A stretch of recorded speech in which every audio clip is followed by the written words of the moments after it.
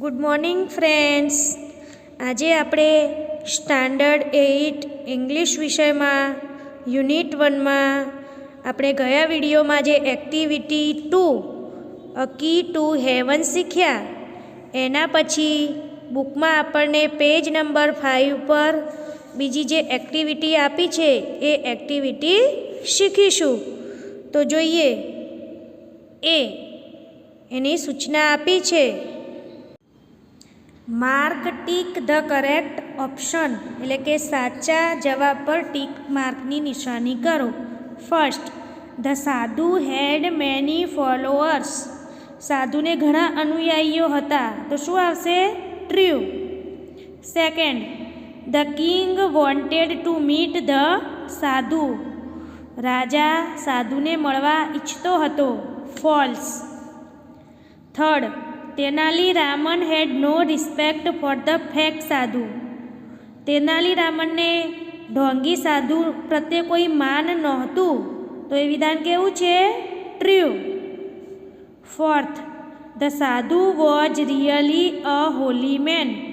સાધુ ખરેખર પવિત્ર માણસ હતો, તો આપણે જાણીએ છીએ કે ખોટું છે, એ ઢોંગી હતો, તો ફોલ્સ. ફિફ્થ, ધ સાધુ હેડ અ મેજિકલ બિયર્ડ. સાધુને જાદુઈ દાઢી હતી, તો કેવું છે? False. Sixth, Tenali Raman really wanted to go to heaven.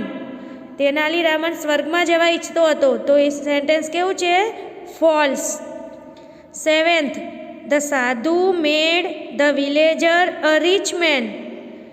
સાધુ છે એ પૈસાદાર માણસ, ગામ લોકોને પૈસાદાર માણસ બનાવ્યા હતા, તો સાતમું સેન્ટેન્સ કેવું છે? ફોલ્સ. આઠમું છે, the king કેર્ડ for his people. રાજાને એના લોકોનું ધ્યાન હતું, એમ કે એની કાળજી લેતો હતો, તો એટ કેવું છે? True. Ninth, good sadhus always accept money for there service. જે સારા સાધુ હોય હંમેશા એમની સેવા બદલ પૈસાનો સ્વીકાર કરે છે, તો એ સેન્ટેન્સ કેવું છે? False. Tenth, the king trusted Tenali Raman. રાજાને તેનાલી રામન પર વિશ્વાસ હતો, તો ટ્રુ. 11th છે, will you go to a sadhu to get good marks in the exam. તમે સારા માર્ક્સ મેળવવા સાધુ પાસે જશો? તો જવાય. સાધુ જોડે જવાથી સારા માર્ક્સ મળે આપણને પરીક્ષામાં, એના માટે મહેનત કરવી પડે. તો એના ઓપ્શનમાં યસ અને નો આપ્યું છે, તો શું આવશે? નો. તો આ રીતે આ સાચા વિધાન સામે આપણે પુસ્તકમાં ટીક કરીશું. હવે જોઈએ બી. સૂચના આપી છે, who is this sentence about. નીચે કેટલાક વાક્યો આપ્યા છે, એ વાક્ય કોને લગતું છે તે આપણે લખવાનું છે. First, he lived in the camp. તે કેમ્પમાં રહેતો હતો, તો કોણ હતું? તો એના જવાબમાં શું આવશે? સાધુ, આપણને આપ્યું છે. Second, he took out coins from his pocket. એને પોતાના ખિસ્સામાંથી સિક્કા કાઢ્યા, તો કોણ હતો એ? તો વિલેજર 2. થર્ડ છે, હી રસ્ડ ટુ ધ સાધુ. તે સાધુ તરફ દોડીને ગયો. કોણ ગયું હતું ટોળામાંથી દોડીને સાધુ તરફ? તો Tenali Raman. Fourth, he wanted to discuss the new road project. તે નવા રોડના પ્રોજેક્ટ વિશે ચર્ચા કરવા ઈચ્છતા હતા. કોણ ઈચ્છતું હતું? તો the king. Fifth, he produced coins and fruits from the air. તે હવામાંથી પૈસા એટલે કે સિક્કા અને ફળ પેદા કરી શકે છે, તો કોણ કરી શકતું હતું એવું? તો સાધુ. Sixth, he plucked the first hair from the sadhu's beard. એને સાધુની દાઢીમાંથી પહેલો વાળ ચૂંટ્યો. કોને ચૂંટ્યો હતો? તો Tenali Raman. Seventh, he came from the Himalayas. તે હિમાલયથી આવ્યા હતા. કોણ આવ્યું હતું? સાધુ. એઇથ, હી ટુક અવે ધ સેક. એને સાધુનો જે કોથળો હતો એ ત્યાંથી લઈ ગયો એના આગળથી. કોણે એવું કર્યું હતું? તો સાધુસ આસિસ્ટન્ટ. જ્યારે વિલેજર 2 એની સમક્ષ કોથળો મૂકે છે ત્યારે ત્યાંથી કોણ ઉપાડી જાય છે, લઈ જાય છે? તો સાધુસ આસિસ્ટન્ટ્સ. તો આ પણ જવાબો તમારે પુસ્તકમાં લખવાના છે. હવે જોઈએ સીમાં આપ્યું છે આપણને આન્સર ધ ફોલોઈંગ ક્વેશ્ચન્સ. નીચેના પ્રશ્નોના જવાબ આપો. First question is where did the king's minister go? રાજાના મંત્રીઓ ક્યાં ગયા હતા? તો ક્યાં ગયા હતા? તો સાધુના કેમ્પમાં. તો જવાબ આવશે the king's ministers went to the sadhu's camp. Second question is what did the people offer to the sadhu? લોકો સાધુને શું ઓફર કરતા હતા? શું ગિફ્ટમાં આપતા હતા? તો the people offered gold coins, clothes, animals, grains, vegetables and dry fruits to the sadhu. Third question is what did the sadhu do by puja? Sadhu puja દ્વારા શું કરતા હતા? તો જવાબ આવશે ધ સાધુ કડ CURED એટલે કે સાજા કરતા હતા. The sadhu cured any illness by puja. Fourth question is what was the sadhu's promise to villager 2? જે વિલેજર 2 હતો એને સાધુએ શું વચન આપ્યું હતું? તો the sadhu promised to make villager 2 rich. એને પૈસાદાર બનાવવાનું પ્રોમિસ આપ્યું હતું. ફરીથી સાંભળીએ. The sadhu promised to make villager 2 rich. Fifth question is who plucked the first hair from the sadhu's beard? સાધુની દાઢીમાંથી પ્રથમ વાળ કોને ખેંચ્યો? તો Tenali Raman plucked the first hair from the sadhu's beard. Sixth question is what should we do to become rich? Get a job, remain always healthy. આપણે એમ કે પૈસાદાર બનવા માટે અથવા નોકરી મેળવવા માટે અથવા હેલ્ધી એટલે કે તંદુરસ્ત રહેવા માટે શું કરવું જોઈએ? તો we should work hard to become rich.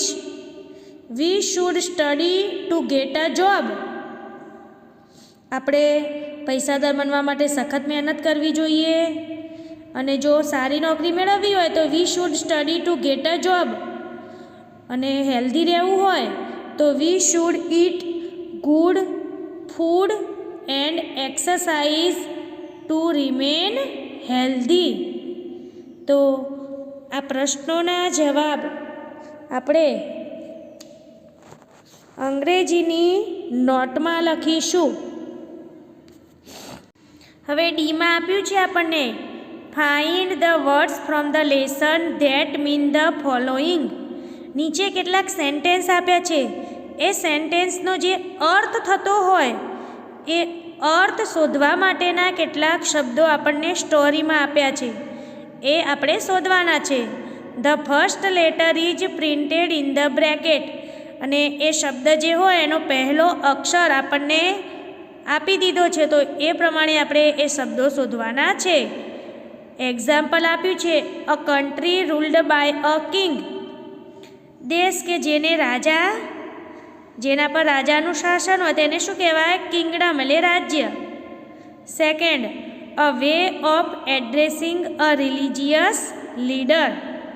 જે ધાર્મિક વ્યક્તિ હોય એને સંબોધતો શબ્દ જે આપણને સ્ટોરીમાં આપ્યો છે એને આપણને 2 અક્ષર વાય અને એચ આપી દીધા છે તો શું આવશે? Your Holiness.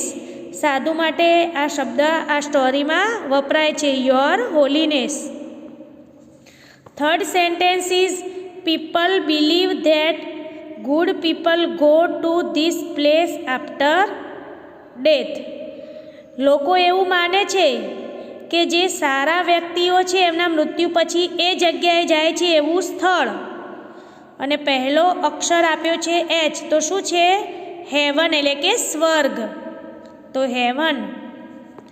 Fourth, run after someone, કોઈકની પાછળ દોડીએ તો એને શું કહેવાય? એવો એક શબ્દ અહીંયા આપણને સ્ટોરીમાં આપ્યો છે અને પહેલો અક્ષર છે સી, તો ચેઝ એટલે પીછો કરવો, CHASE, તો અહીંયા આવશે chase. Fifth sentence is the police does this to the thief, police છે ચોર સાથે એવું કામ કરે છે, એવો એક શબ્દ છે જે આ સ્ટોરીમાં પણ આવે છે અને એના માટે પહેલો અક્ષર છે એ, તો અરેસ્ટ. તેનાલીરામને ગામ લોકોને કહ્યું હતું કે રાજાના માણસો આ સાધુને અરેસ્ટ કરશે, તો અહીંયા આવશે arrest. Sixth sentence is a way of addressing a king, એક એવો શબ્દ કે જે રાજાને સંબોધન એટલે માન આપવા બોલાય છે, તો વાય અને એમ આપ્યો છે, તો your majesty. Seventh sentence is a person in a Kings court, રાજાના દરબારમાં રહેલા વ્યક્તિઓ એને શું કહેવાય? તો સી આપ્યો છે પહેલો અક્ષર, તો કોર્ટિયર એટલે કે દરબારી.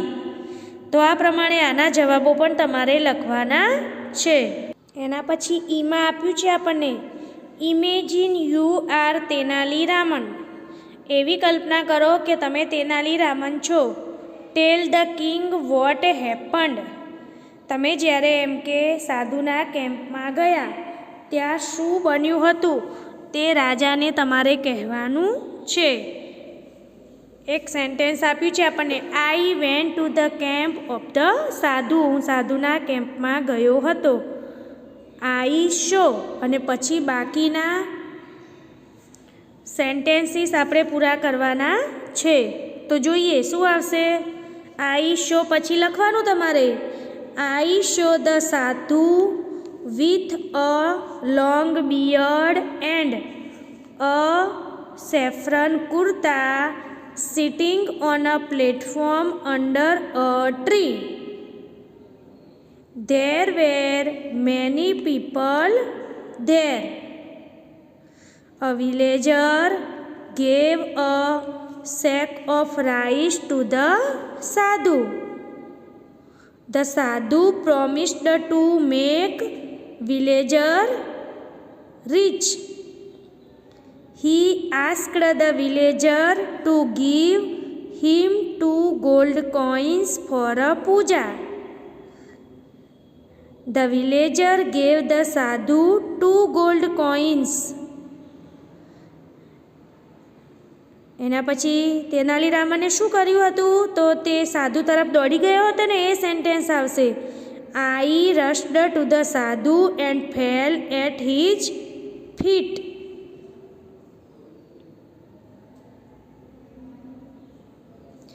I told him to do something so that I could go to heaven after death.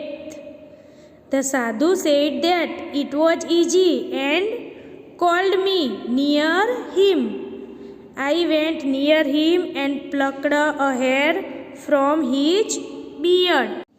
તો અહીંયા તેનાલીરામને સાધુની દાઢીમાંથી વાળ ખેંચ્યો તે સુધીના સેન્ટેન્સ મેં તમને કહ્યા. બાકી આગળ જે આવે સેન્ટેન્સ તે તમારે જાતે લખવાના છે. તો ઈ પૂરો થયો. હવે જોઈએ એફ. એફમાં આપ્યું છે આપણને રીડ એન્ડ એન્જોય.